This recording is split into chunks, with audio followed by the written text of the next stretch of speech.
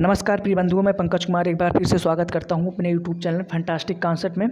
तो जैसा कि भैया इस वक्त हमारा चल रहा है बायोलॉजी, तो बायोलॉजी से ही संबंधित एक महत्वपूर्ण टॉपिक को लेकर हम एक बार फिर से हाजिर हुए हैं, जिसका नाम है श्वसन तंत्र। जिसका नाम है भैया श्वसन तंत्र। तो आज हम अध्ययन करेंगे श्वसन तंत्र के बारे में। तो पहले हम श्वसन तंत्र को ना समझकर पहले ये समझते हैं कि आखिर श्वसन कहते किसे हैं, जो कि इस टॉपिक से रिलेटेड है। तो श्वसन कहते किसे हैं, आइए पहले हम ये जानते हैं। तो भैया श्वसन जो है ना, वह जैविक रासायनिक प्रक्रिया है।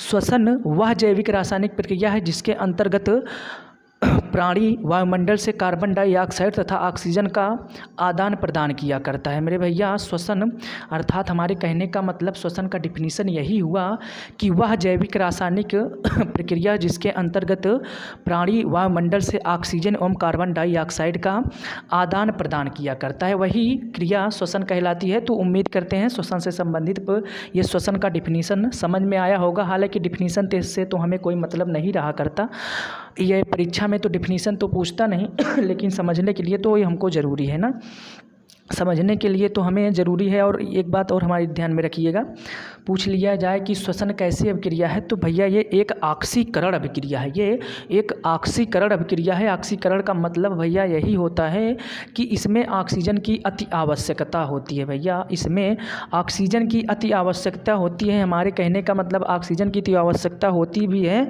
लेकिन इसमें कार्बन डाइऑक्साइड भी तो हुआ करती है ना, इसमें कार्बन डाइऑक्साइड भी हुआ करती है।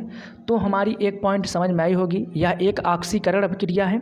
और दूसरा पॉइंट भैया यह है कि ऑक्सीजन से ही हमें ऊर्जा तथा ऊष्मा मिला करती है। ऑक्सीजन जो हमारे शरीर में ऊर्जा आया करती है ना, वो ऑक्सीजन से ही आया करती है। ऑक्सीजन से हमें अर्थात श्वसन से, ऑक्सीजन से हम नहीं कह सकते, श्वसन से ही हमें ये हमारे शरीर की ऊर्जा जो है, हमारे शरीर में ऊर्जा विद्यमान रहती है और हमारे शरीर की ऊष्मा भी बनी रहती है। मेरे भैया जिस दिन हमारा प्राण हमारे शरीर को त्यागेगा ना, उस दिन जो है हमारे जो श्वसन जो है ठप हो जाएगा। उस दिन हमारे शरीर का टेम्परेचर अर्थात हमारे कहने का मतलब जो ताप है ऑटोमेटिक कम हो जाएगा। जैसे कि मृत्यु व्यक्ति की ताप जो हुआ करता है वो बहुत कम हुआ करता है ना, उसका शरीर ठंडा हो जाया करता है।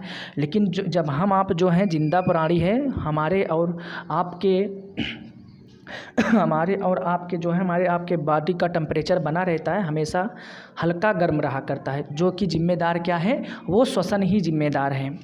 और तीसरी बात भैया, तीसरा पॉइंट यह है कि यह एक अपचायी क्रिया है। श्वसन एक अपचायी क्रिया है। अपचायी क्रिया का मतलब होता है भैया किसी वस्तु को टूटना, किसी वस्तु का टूटना। अब इसे इंग्लिश में कैटाबोलिक कहा करते हैं, हालांकि इंग्लिश से मतलब नहीं है, तो इंग्लिश में इसे कैटाबोलिक कहा करते हैं। इस कैटाबोलिक का अर्थ होता है किसी चीज़ का टूटना, किसी चीज़ का टूटना। तो हालांकि ये तो ज़रूरी है, जब हम श्वसन लेते हैं तो उसमें जो ऑक्सीजन, कार्बन डाइऑक्साइड, नाइट्रोजन, जलवाष्प मिला करते हैं, उनका विखंडन भी तो होता है, उनका टूटना तो संभव ही है। जैसे कि दिखाई दे रहा है ना, ये हमने C6H12O6 मतलब लिया और +6O2, फिर वहाँ यहाँ पर बना क्या, 6CO2 + 6H2O + 2830 किलो जूल ऊर्जा भी यहाँ पर उत्पन्न हुई हमारे श्वसन से। यहाँ पर ये जैसा कि हमने बताया ना कि हमें श्वसन से ऊर्जा भी प्राप्त हुआ करती है, तो यहाँ पर ऊर्जा प्राप्त हुई। तो इसमें 3 फैक्ट याद रखना है। सबसे पहला फैक्ट कि यह जो है ऑक्सीकरण अभिक्रिया है, यह ऑक्सीकरण अभिक्रिया है। और दूसरा फैक्ट कि यह अपचायी अभिक्रिया अर्थात कैटाबोलिक होती है। और तीसरी बात तो कॉमन सी है कि इससे हमें ऊर्जा और हमारे शरीर का तापमान बना रहा करता है। तो इतनी सी बेसिक सी बातें थी हमारे श्वसन तंत्र से संबंधित। तो आइए हम बात करते हैं अपने टॉपिक पर, और टॉपिक वाइज एक एक चीज़ों का डिटेल से अध्ययन किया करेंगे। तो आइए देखते हैं। तो भैया श्वसन जो है ना, जो हमारी श्वसन है, जिसका डिफिनीसन अभी आप सबके समक्ष हमने बताया, तो वो 2 प्रकार की होती है। वो श्वसन भैया 2 प्रकार की होती है, जो कि एक बाह्य श्वसन है अपनी, एक अंतः श्वसन है। बाह्य श्वसन और अंतः श्वसन। तो हम ये समझते हैं कि बाह्य श्वसन किसे कहा करते हैं और किसे अंतः श्वसन कहा करते हैं ना। तो जब हम बाहर से कार्बन डाइऑक्साइड और नाइट्रोजन तथा ऑक्सीजन का ग्रहण करते हैं ऑक्सीजन को ग्रहण करते हैं तो भैया वही बाह्य श्वसन है। और जब हमारे शरीर में ये सारे गैसें जाया करती हैं तो हमारे शरीर के अंदर जो श्वसन हुआ करता है ये श्वसन कोशिकीय होती है, अर्थात कोशिकाओं द्वारा हुआ करता है। ये हमारे ब्लड में जो ऑक्सीजन हुआ करती है कोशिकाओं के द्वारा ही तो जाया करती है ना, तो कोशिकाओं के द्वारा ही जाया करती है, तो ये कोशिकीय श्वसन है। और ये जो है भैया हमने बताया बाह्य श्वसन, जो कि ऑक्सीजन तथा CO2 का आदान प्रदान बाहर से हुआ करता है हमारे वायुमंडल से। तो उम्मीद करते हैं इतनी सी बातें समझ में आई होगी। तो अब हम बात करते हैं अपने अगले प्रश्न के बारे में। तो इसे हमको ध्यान में रखना है। श्वसन क्रिया 3 चरणों में हुआ करती है। श्वसन क्रिया 3 चरणों में हुआ करती है, जैसा कि दिखाई दे रहा है। एक बार हम श्वसन को अंदर लेते हैं ना, एक बार श्वास अंदर लेते हैं, एक बार श्वास बाहर छोड़ते हैं। तो इन दोनों अभिक्रियाओं में गैसों का मिश्रण हुआ करता है ना, तो गैसों का मिश्रण भी हुआ करता है, ये भी इसके लिए जिम्मेदार हुआ करती है। अब गैसों का मिश्रण हमने बताया कि नाइट्रोजन, ऑक्सीजन, जो कि नाइट्रोजन 78%, ऑक्सीजन कितना ऑक्सीजन 21 अर्थात 21% और कार्बन डाइऑक्साइड हमारे वायुमंडल में 0.03% विद्यमान है। तो उनको हम लिया करेंगे। तो ये 3 क्रियाओं में हमारे ये श्वसन का काम संपन्न होता है। तो उम्मीद करते हैं इतनी सी बातें समझ में आई होगी। अब इन्हीं 3 क्रियाओं से मिलकर बनता है अपना श्वासोच्छ्वास। श्वासोच्छ्वास जो कि बड़ा ही कीमती है, बहुत पूछा जाता है श्वासोच्छ्वास किसे कहा करते हैं। तो हमने बताया इन्हीं 3 क्रियाओं से अपना बना श्वासोच्छ्वास। तो श्वासोच्छ्वास भी 2 प्रकार का हुआ करता है। श्वासोच्छ्वास भी 2 प्रकार का हुआ करता है, एक निःश्वसन, एक निःश्वसन, जैसा कि दिखाई दे रहा है ना, एक निःश्वसन, एक निःश्वसन। अर्थात निःश्वसन का मतलब ये होता है कि श्वास को अंदर लेना, जितना हम वायुमंडल से श्वास को अंदर खींचे वही हमारा निःश्वसन हुआ। यही हमारा भैया निःश्वसन हुआ, अंदर का श्वास का अंदर खींचना निःश्वसन हुआ। और हम निःश्वसन की बातें किया करेंगे तो निःश्वसन जो है हमारे शरीर से मतलब ये श्वसन को बाहर छोड़ना, गैसों का बाहर छोड़ना ही निःश्वसन है, जो कि हमने लिखा भी है। निःश्वसन का मतलब अंदर और निःश्वसन का मतलब बाहर। इसमें बड़ा ज़्यादा तो ये अंतर नहीं है, 2 बिंदी का ही फर्क है। इसमें निःश्वसन जुड़ा है, इसमें निःश्वसन जुड़ा है, जो कि ये अपनी विसर्ग संधि हुई ना, तो ये अपनी विसर्ग संधि के अंतर्गत हुई। जो विसर्ग संधि वाला हुआ ये इसका मतलब होता है बाहर, और जो अपना ये सिंपल है निःश्वसन, ये इसका मतलब अंदर होता है। तो आइए इससे संबंधित प्रश्न बड़े ही अच्छे बनते हैं, उसको समझते हैं पहले। तो हमको तो पहले इतना याद नहीं करना, इतना तो याद ही नहीं करना जो कि अंदर जो हम सांस को लेते हैं उसमें जो हमारी सम्मिलित गैसें हुआ करती हैं उनको तो हमको याद नहीं करना। चूँकि वायुमंडल में जितनी ही मात्रा में गैसें विद्यमान हैं हम उतनी ही मात्रा में तो अंदर लेंगे ना। जैसे कि हमने ऑक्सीजन वायुमंडल में कितने % है, 21% है, तो हम 21% लेंगे, ना कि 36% लेंगे और ना ही 5% लेंगे। चूँकि विद्यमान कितनी है 36% है, तो हम 21% है, तो 21% ही लेंगे। और कार्बन डाइऑक्साइड भी 0.0% वायुमंडल में विद्यमान है, तो इसको हम 0.03% ही लेंगे, ना ही कि हम 10% 15% ले लेंगे। तो ये नाइट्रोजन भी 78% विद्यमान है, तो नाइट्रोजन को भी, नाइट्रोजन की हालांकि मान बदलता ही नहीं, तो नाइट्रोजन को भी हम 78% लेंगे। और अपना भैया लास्ट हुआ जलवाष्प, जो कि अच्छा क्वेश्चन है कि जलवाष्प कितना हम बाहर से लिया करते हैं। तो ये जलवाष्प जो है 1.25 अर्थात 1.25% हम जलवाष्प को बाहर से अंदर खींचा करते हैं ना। तो इसको तो हमको याद करना ही नहीं था। आइए हम बात करते हैं जिसको हमको याद करना है। तो भैया निःश्वसन अर्थात हम श्वसन में जो बाहर गैसें प्रदान किया करते हैं, बाहर छोड़ते हैं, उसमें कितने % ऑक्सीजन, कितने % कार्बन डाइऑक्साइड हुआ करती है, ये बहुत पूछा जाता है। इन्हीं को हमको याद रखना है।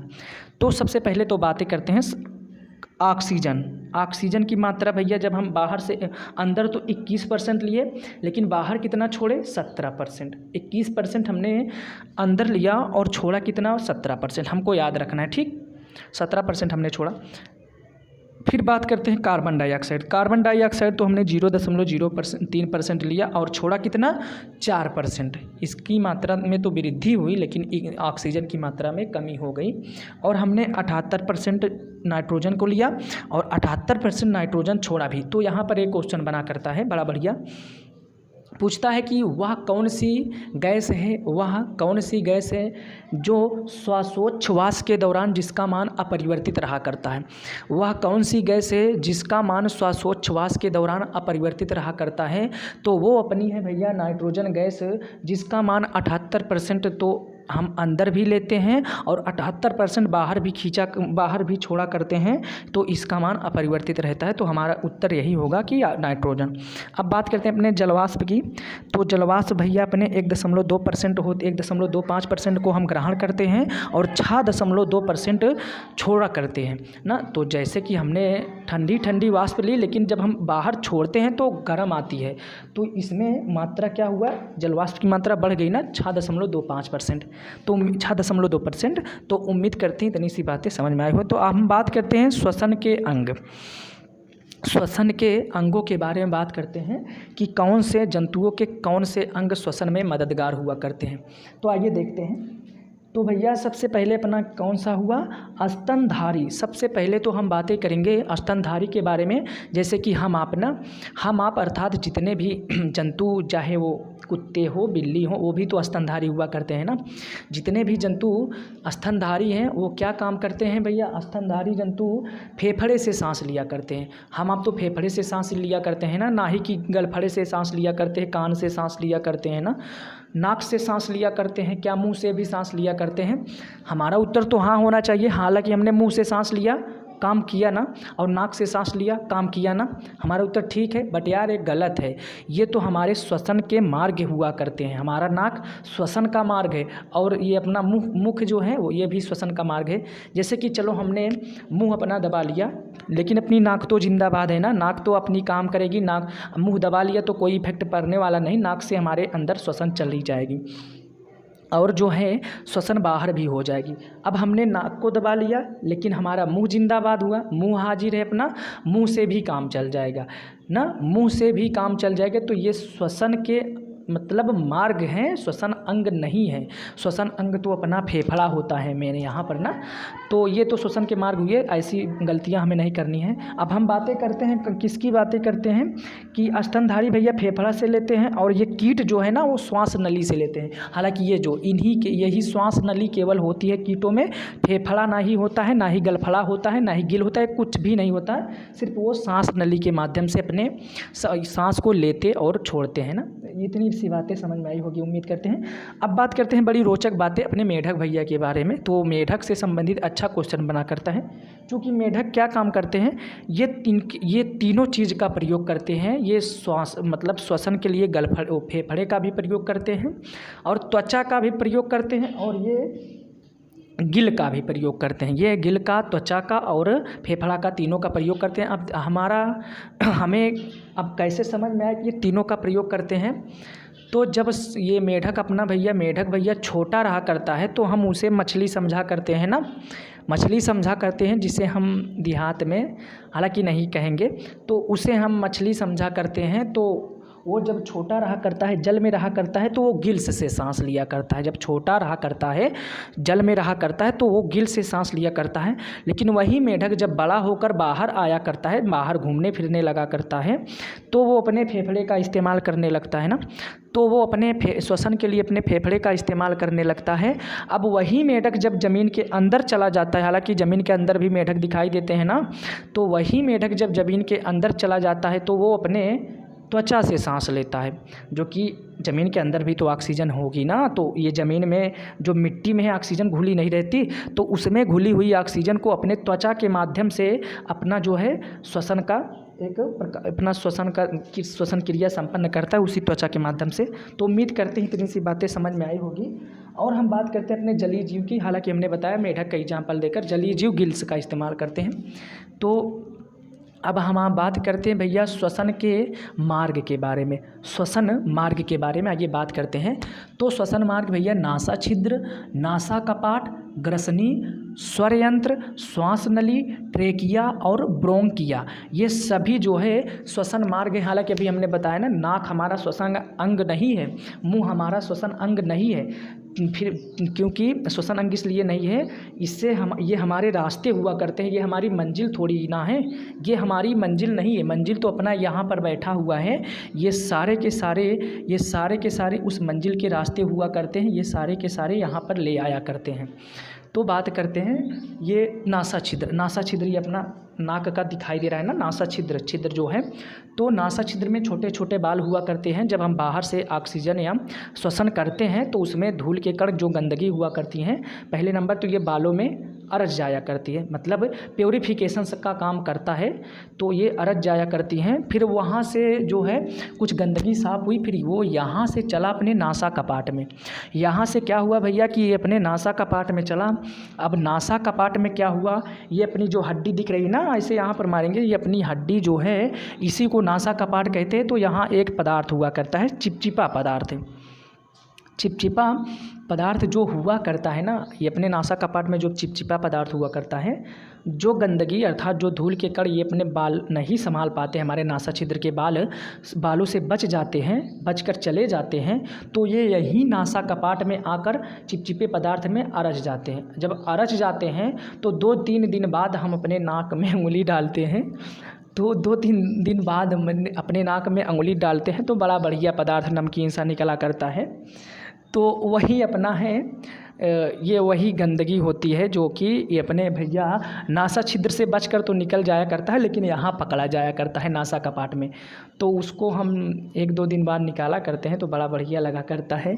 तो बातें फिर हम करते हैं ग्रसनी की, तो बातें हम ग्रसनी की करते हैं। तो ग्रसनी जो है ये नासा कपाट और ये यहाँ स्वर यंत्र के बीच जो थोड़ा जगह होती है वही ग्रसनी कहलाती है। हालांकि इतना तो उसका काम नहीं है, हालांकि यहाँ तक आते आते गंदगी तो साफ हो जाती है। अब बात करते हैं स्वर यंत्र की, तो स्वर यंत्र जो होता है यही अपना स्वर यंत्र है। ये स्वर जो दिखाई दे रहा है ऐसा उभरा हुआ स्वर यंत्र, जिससे हमारा घेघा रोग हुआ करता है आयोडीन की कमी से ना, हम गलघोंटू रोग कहा करते हैं, तो यही स्वर यंत्र है। स्वर यंत्र में क्या हुआ कि भैया जब हम स्वर यंत्र को दबा देंगे, हमने बोला कि नाक हमने दबा दिया, काम चलने वाला है, मुख अपना हाजिर है, और अपनी मुख को भी दबा दिया, नाक हाजिर है। बट यार स्वर यंत्र को दबा दोगे ना ही मुख काम करेगा और ना ही अपना ये नाक काम करेगी, कोई कुछ नहीं काम करेगा। हालांकि ये हमारा फेफड़ा भी काम करना बंद करेगा, क्योंकि मेन रास्ता तो यही है ना, ये ऊपर नीचे होता रहा करता है। हालांकि मर्डर में जो है अपने भैया जो है मर्डर में क्या करते हैं कि इसी को दबा देते हैं तो 1-2 मिनट में काम ख़त्म हो जाता है। हालांकि 1 मिनट में मनुष्य 16 बार सांसें लिया करता है, तो सांस तो लेगा ही नहीं, तो 2-3 मिनट में उसकी मृत्यु तो संभव ही है। तो इतनी सी बातें उम्मीद करते हैं समझ में आई होगी। तो यहाँ से ऐसे आता है ट्रेकिया से एलुवेली में, प्लूरा मेम्ब्रेन में, तो ऐसे हुआ। तो आइए देखते हैं फिर इसके बारे में। तो यहाँ से क्या हुआ, ट्रेकिया में आया अपना वायु जो है ट्रेकिया में आया, ट्रेकिया से आता हुआ ये आएगा अपने ब्रोंकियोलस में आएगा भैया। ब्रोंकियोलस के बाद ये जो अपने गोल गोल दिखाई दे रहे हैं भैया, इनका काम बड़ा बढ़िया होता है। ये गोल गोल जो दिखाई दे रहे हैं इनका काम अच्छा होता है। जैसे कि फेफड़े से संबंधित जितनी बीमारी है ना, जो फेफड़े को प्रभावित जो बीमारियां फेफड़ों को प्रभावित करते हैं, जैसे कि हम ले लें अपने सबसे अच्छा एग्जाम्पल इस वक्त वर्तमान में कोरोना अपना चल रहा है ना, जो कि अगर पूछ ले कि कोरोना जो है, जो कि अगर भैया प्रश्न में पूछ ले कि कोरोना किस अंग को सबसे ज़्यादा प्रभावित करता है, तो सबसे ज़्यादा ये कोरोना बच्चा अपने फेफड़ा को प्रभावित करता है। कोरोना जो है सबसे ज़्यादा किसको प्रभावित किया, ये सबसे ज़्यादा फेफड़ा को प्रभावित किया। इतनी सी बातें हमको ध्यान में रखना है, बड़ा बढ़िया प्रश्न बना।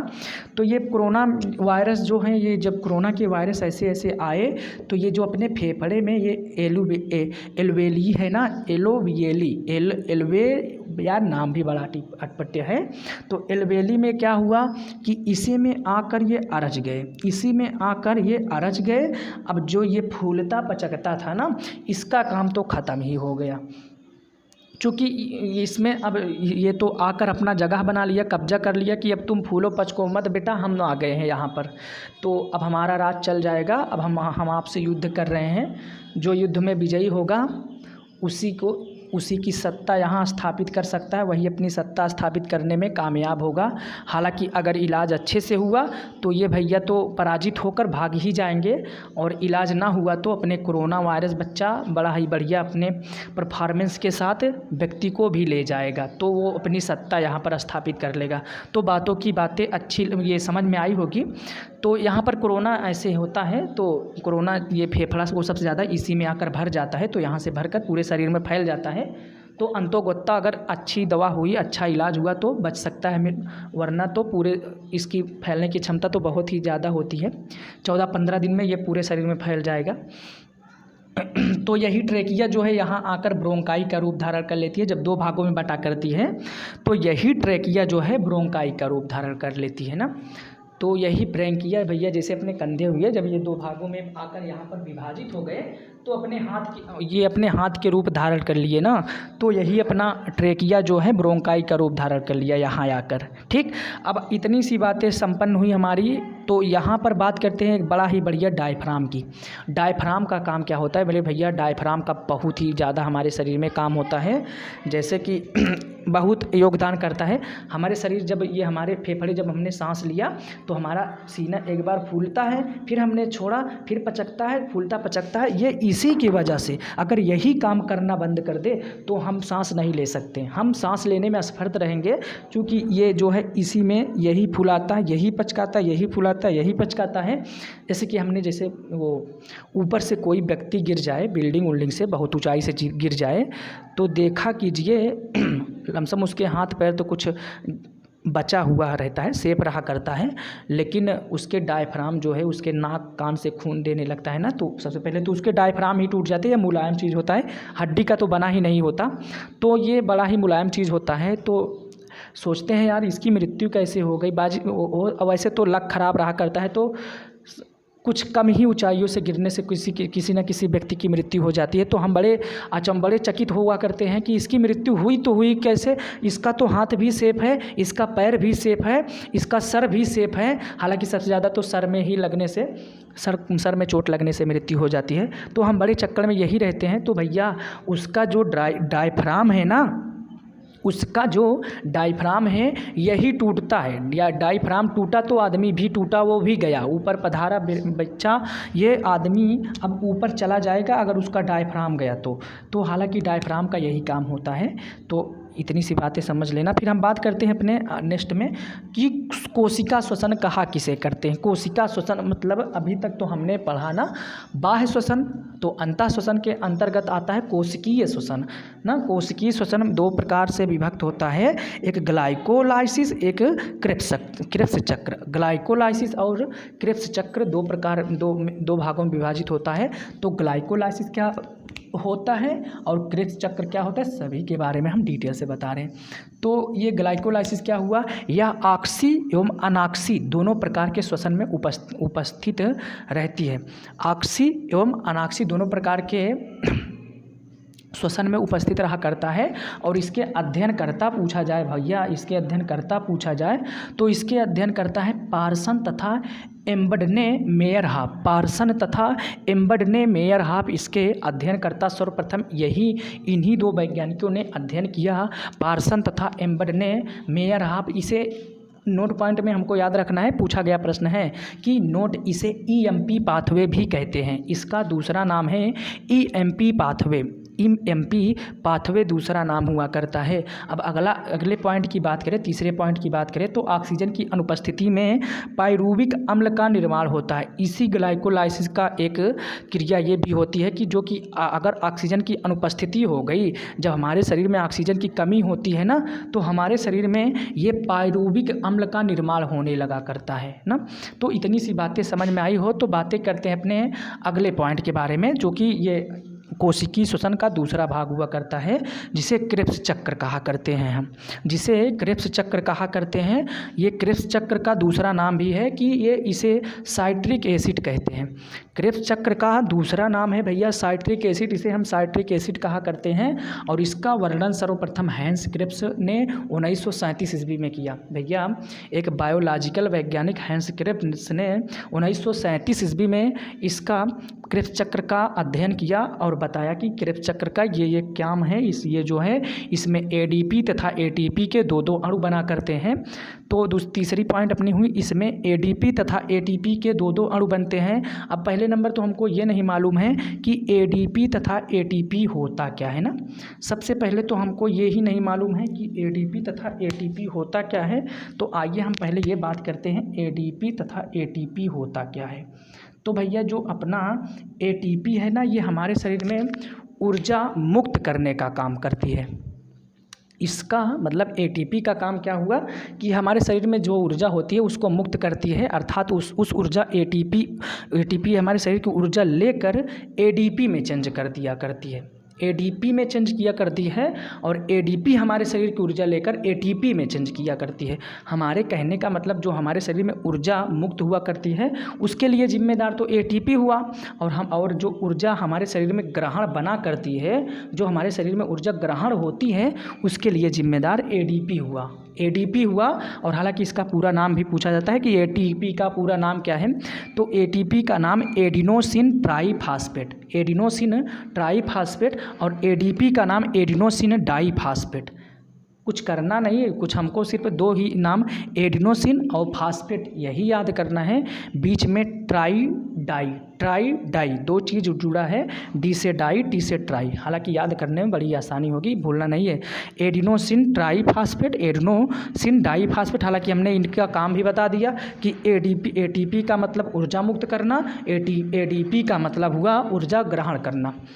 तो और हम लास्ट पॉइंट है, हमारे शरीर में अधिकतम एटीपी अणुओं का निर्माण क्रेब्स चक्र के दौरान होता है। हमारे यहाँ पर निर्माण नहीं लिखा है, सॉरी। हमारे शरीर में अधिकतम एटीपी अणुओं का निर्माण क्रेब्स चक्र के दौरान होता है। सबसे ज़्यादा हमारे शरीर में ऊर्जा मुक्त कहाँ से होती है? ये अपने क्रेब्स चक्र के दौरान। एटीपी अणुओं का निर्माण भैया क्रेब्स चक्र के दौरान होती है। ये एटीपी अणु के निर्माण हुआ तो हमारे शरीर में ऊर्जा भी मुक्त हुई, और ऊर्जा जब मुक्त हुई फिर से अपनी नई ऊर्जा बनी जो कि एडीपी उसके लिए जिम्मेदार है।